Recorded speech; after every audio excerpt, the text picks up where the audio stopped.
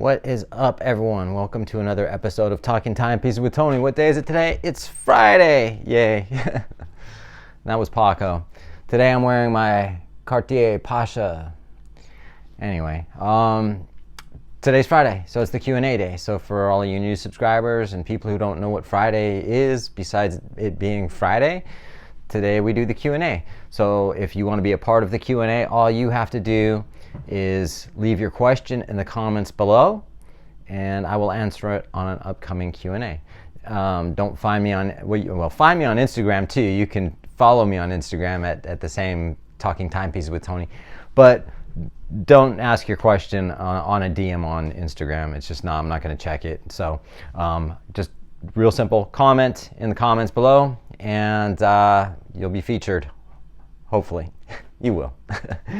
All right, so anyway, let's roll the intro and we'll get started. All right.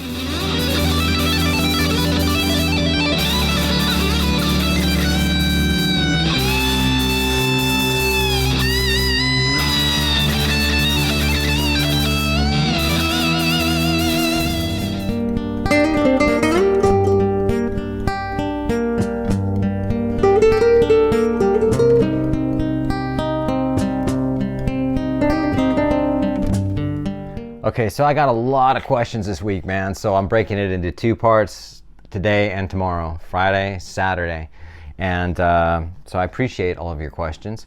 And also I get people that question like something that I just answered, and it's like, dude, did you watch the video? And some people are like, well, I didn't watch it all before I commented. It's like, if you watch the video all the way through, I mean, I'm not, do what you want to do. I'm just saying, it's like some people are like, they comment or they'll ask me a question before I just answered that exact question or whatever it is it may be. So, just watch a little bit more of it than so that way I don't have to say, hey, dude, I just answered that, So it's not all you guys do that, of course, but there's a few people that do that. I don't really recognize who they are, though. It's not, I recognize my regular commenters. So anyway, so the first question comes from Michael DeMarco.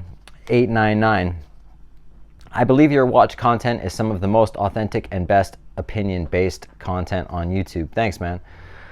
Have you been approached, or would you consider doing a collaboration with other YouTubers?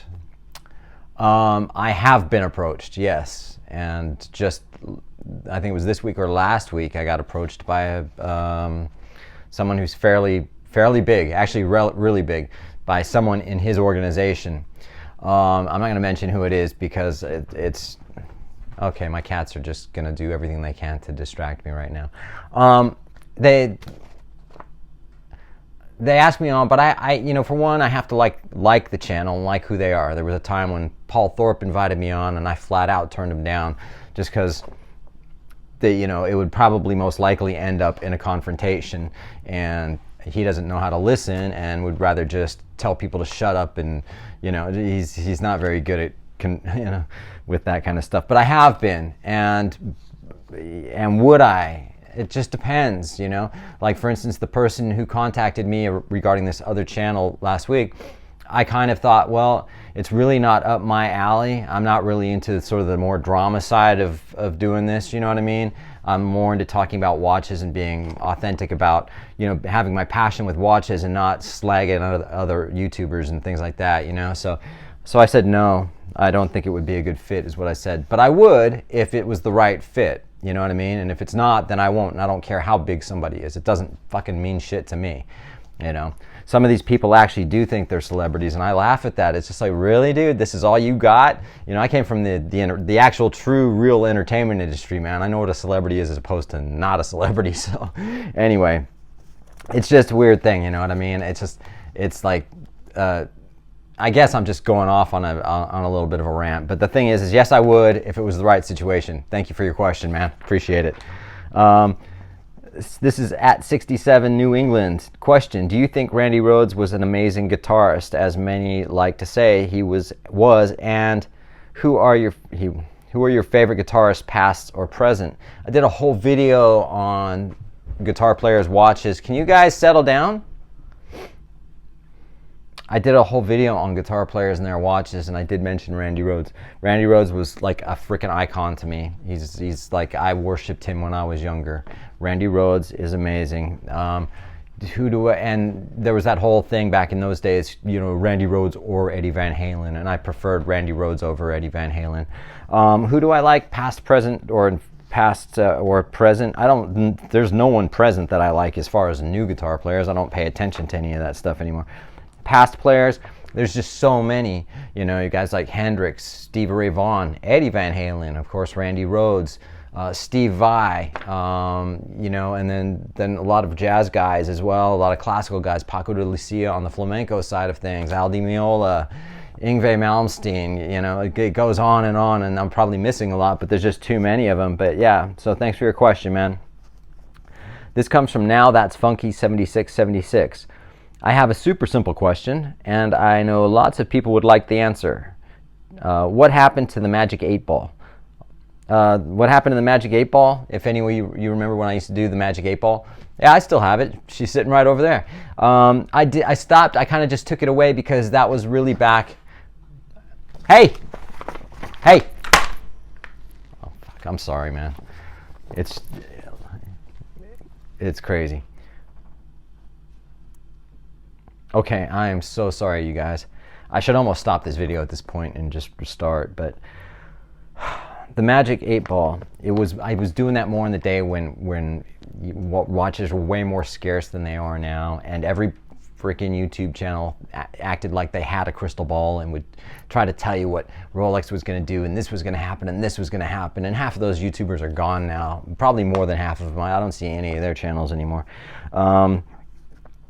Also, should Sylvester Stallone, not that he cares since he is like 150 years old, okay, let me just take that out of there. Should Sylvester Stallone be banned from Patek Philippe for selling that $3 million watch? And if any of you saw that, when he's selling his watches like Sotheby's or something like that, and he's got that Patek Philippe, you know, I can't remember the reference number, but it's like a master calendar or something, but it's beautiful, and it's still in the plastic bag that Pateks, a lot of Pateks come in.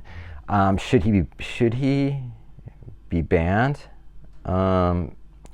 Yeah, I don't know, man. That's a tough one. Thierry Stern, man, and Patek are really, really hard on people that sell their watches, and I don't necessarily know if they give a shit about Sylvester Stallone or not, but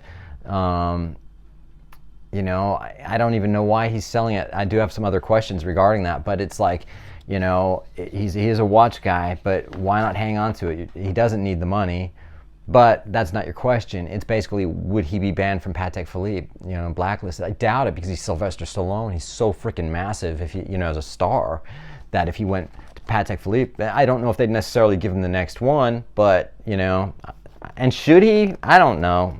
You know, that's debatable, you know. It really comes down to, it's up to them. I can't really say, should he be? I'm not going to go, yeah, hell yeah, get rid of him. He shouldn't be, you know what I mean? It's like, I don't know. Thanks for your question. This next one comes from Flip Mode 45. Hi, Tony. Keep killing it with the content, man. I really enjoy the Friday Q&A. I hope you keep it up. Thanks, dude. I appreciate it. I appreciate that you also like my videos. How do you feel about the 5-digit references? I feel like they do represent an enticing amalgam of classic looks mixed with some of the features and robustness of the modern references. I have a Polar Dial 16570, and it comes off a bit more under the radar than my 6-digit reference watches. Have you owned many 5-digit references? And if you were to pick up a 5-digit Rolex this year, which one would it be? Keep up the great work. Thanks, man. If I were to pick one up this year, I'd pick this one up, which I did pick up this year. It's the date. It's a 30-year-old date, just 16234. And yeah, I mean, the older ones, there's a thing about them, you know, but I'm not a collector of them, you know, like I've got to have that and I've got to have that. There's a specific reason why I bought that one, but you know, the newer ones they're fresh, you know, they're a little bit more blingy. They're better built, so to speak. You know, this one's super jangly, the bracelet, and it's hollow center links, and it's just, you know, you got to watch out for that Jubilee stretch. However, Bindi did order me a brand new bracelet for that watch, and I was busy talking to someone. One of the other reps came up to me and said, "Hey, I ordered that bracelet for you," and I was just like, "Yeah, man, hang on a second," or whatever, and then I had left without, and I forgot about it, so I never picked it up. But yeah, 5-digit subs and 5-digit, yeah, it's all good, man. Thanks for your question. This is from Ariel Fortele. Hello, Tony. How is your new Zenith Pilot working so far? You mean pilot? I know what you mean. I hope all is good. Can you describe what kind of feeling you have in what regards your new Pilot compared with the old one? Is there the same emotion or is it something different? I'm also curious about your Defy. We haven't seen you wear it in a while. That's a cool piece. Thanks. The Defy is blingy, blingy, blingy, man. I just don't wear it. And the Pilot, I wear this every day. I mean, it's the only difference is this one keeps better time than the other one. This one's been stellar as far as keeping amazing time. I actually met the president of Zenith this week on was it Wednesday or Tuesday? Tuesday. Yeah, Tuesday. I met Ellen. Her name's Ellen Sorensen, and she sent me an email saying, hey, she's going to be in town and wants to meet me. And she's going to be with Jessica, who's one of the sales reps. And so went down to Bindi Jewelers and met Ellen, and we talked, sat in an office for about an hour and a half, and it was freaking awesome, man. She's such cool people, man. Just not arrogant, no ego, just down to earth, really knows her shit. She worked for Vacheron Constantin for about 12 years. Was it 12 or 15 years? I think 12. Super cool, just had a lot of questions. I even asked her if she wanted to be on a video when she first came in, and I said, don't worry if you don't want to. And then we went on to another conversation, and I didn't follow up with it. So, and I didn't even get a selfie or any kind of picture with her and Jessica, so that's kind of my bad, but it's what happens. But Jessica was awesome too, you know. I suck at this content thing because I should have got pictures and a little bit of video or something, but I didn't take anything, so. But very cool. And no, Zenith, this watch has been incredible. So thanks for your question, man. Appreciate it. This comes from HBMex 1928. Al, what's up, dude? Hi, Tony. Great video. Thank you. Question for you. Do you insure all of your watches or only certain watches? Do you insure your watches based on value of the watch, most expensive in your collection, or based difficulty to replace? For me, I only insure certain hard to replace watches such as Rolex. Just curious on your thoughts. Yeah, man, I definitely insure my more expensive ones, you know, and hard to replace, you know, like for instance the Batgirl, the GMT 126710s, you know, you're not going to be able to get it back at the AD if something happens to it, you know. I have most of my expensive stuff insured. It's like things like my Swatch collection and some of my other pieces I don't have insured, you know. So it's like, because it gets expensive too, right? And you just hope. I have insurance for my place here, but that doesn't cover specifically a dollar amount for a watch, so to speak. It won't cover the full amount of what it is. That's why it's good to have insurance on those pieces. So it's primarily just my more expensive pieces. And then again, because some of my more expensive, well, a couple of my Rolex are very hard to replace. So, you know, if that makes sense. I don't know. Thanks, man. I appreciate your question. This is from Bathroom Guy 614. Bathroom Guy. What's up, Bathroom Guy? Hi, Tony. I was watching some channel, luxury watch channel anyway, and he referenced a new theory with Rolex and purchasing from an AD. He stated that a walk-in customer will not be allocated a Rolex if they simply ask if there are any available Rolexes for sale in the back. His theory is that Rolex requires the customer to ask for a specific model from the back, and if available, then the customer may be allocated the watch at that time. It got me thinking when you bought your Wimbledon, because you specifically asked for that model and then were offered it from the back. Is this the new way to be able to obtain a Rolex on a walk-in basis? Thanks. Well, first and foremost, it's not Rolex who does it, it's the AD. Keep in mind that, you know, unless you're Bucherer, which is owned by Rolex, but if you have another AD, then it's privately owned. So most sales reps want you to ask for a specific model, or reference. Do you have the Wimbledon by any chance, or date just slate dial with the green, commonly known as something to do with tennis. You know what I mean? You will walk in and start going, I want a root beer, I want a Pepsi, I want a GMT Master 2, Batgirl, Batman, whatever you got. Yeah, you got to know what you want when you walk in there. I don't know about talking about going, can you go into the back and check? You know what I mean? That's not another thing I would ask. When I asked for my Wimbledon, yeah, I asked for it, but it wasn't like something randomly. I just walked in and said, hey, man, let me just see, let me give it a shot and see if they have it. You know what I mean? It's kind of like, I have probably a little bit different relationship with my AD than you do, So I'm not saying that I can get anything I want, but, so at the same time, it's like, just so happens they had it, but yeah, know what you want when you go in there, you know what I mean? They don't want to hear like, do you have any Rolex available? I'll take whatever you got, you know what I mean? That kind of stuff. People used to do that, because they were flippers, they didn't want you to be a flipper. Now flipping is kind of a dead deal, but I think, because what would you do if you walked in and said, hey, do you got any Rolex? And he pulls out a 28 millimeter ladies date just with diamonds on the bezel. Would you buy it? But yeah, know what you want. Ned Flanders 3769. What's up, Tony? I love when your kitties crash the video. I do too sometimes, man.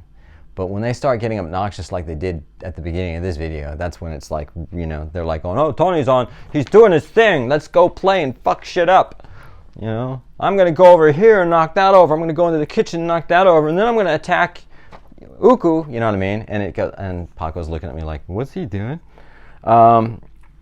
Kitty Crab, hey, have you ever been into or do you have any current interest in vintage watches?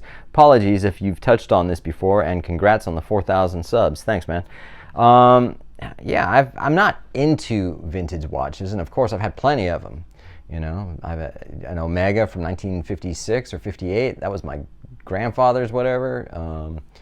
And that I had Zenith from the 1940s. I mean, even this Rolex that's 30 years old or 29 years old is kind of retro, not retro, what do you call it? It is partially vintage. Retro vintage? Anyway, but I'm not a huge fan. I don't go out of my way to look for vintage watches, man. I really I like what I like, and if I see something, and if it is vintage you have to be really careful with too, man. They're super fragile. You don't know you got to make sure they're serviced. You got to make sure everything's right about those watches. And, you never know what you're going to get, just like buying something from the gray market. Thanks for your question, though, man. This one comes from Crazy Joe DeVola. So glad the weekend is here. Me too, dude. I just tried on the Rolex Yachtmaster 42 in white gold and fell in love. What are your thoughts on this model? It's cool, dude. Yachtmaster 42. I like Rolex in general, dude. So, if you fell in love with it, I don't know, did you buy it, or are you waiting for it? Did you get it? Because it really doesn't matter what I think, but I think the Yachtmaster is cool. I'd be more of a sub guy, if I was going to go for white gold and I was looking for the sport model, I'd go with the sub with the blue bezel. What do they call that? The Blueberry? Or would that be the Smurf? I don't know. It's one of those two. And, no one knows it's gold, but that's what I would go with. But if that's what you like, then by all means. But thanks, dude. Thanks for your question, man. This one comes from Jello C, or Jalok. Hi, Tony. If you had to choose producer Michael or Kevin O'Leary, shit, man. Producer Michael, man. I can't stand Kevin O'Leary, man. Producer Michael, I like his videos. I've been watching his videos for a long time, and not all of them. I don't watch every single one of them, but I he's entertaining. It's fun. There's nothing. He's got no arrogance to him. I mean, not like Kevin O'Leary, man, who just thinks he's a freaking know-it-all when he doesn't know all that much like he thinks he does, and he's just a pompous guy. But I'll watch his videos when he does them with Teddy Baldassar, when they go into those ADs and shop, just because I want to see the watches, not because I care about, what was his name again? Kevin O'Leary, right? Anyway, that's it, you guys. I'll see you tomorrow with another Q&A. Thanks.